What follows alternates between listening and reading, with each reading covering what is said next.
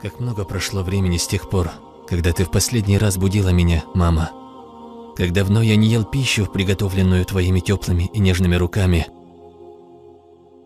Как же давно я не целовал тебя. Сейчас ты живешь на этом месте. Уже никто не приходит к нам, спрашивая о тебе. Как обычно, я пришел навестить тебя, рассказать тебе о своих переживаниях, ошибках прошлого, печалях и сожалениях. Но ты молчишь мне в ответ. Твоя смерть для меня как наказание за мои поступки. Лишь после твоей смерти я осознал, как же ты была добра ко мне. Но как же я был несправедлив к тебе.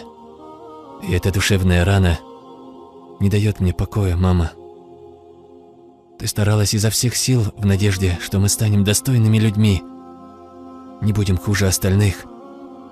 Почему же мы не ценили это, пока эта страшная болезнь не охватила тебя? Я не забуду, как я хлопал дверью за собой, когда был лишь немного недоволен. Лучше бы я умер, чем хотя бы один раз огорчил тебя своим поведением. Ведь что бы я ни делал, твое милосердное сердце простило бы мне все. Лучше бы я умер 10 раз, чем один раз огорчил бы твое милосердное сердце, 1000 раз простившее меня. И вот сегодня я снова глажу землю на твоей могиле, а в сердце боль.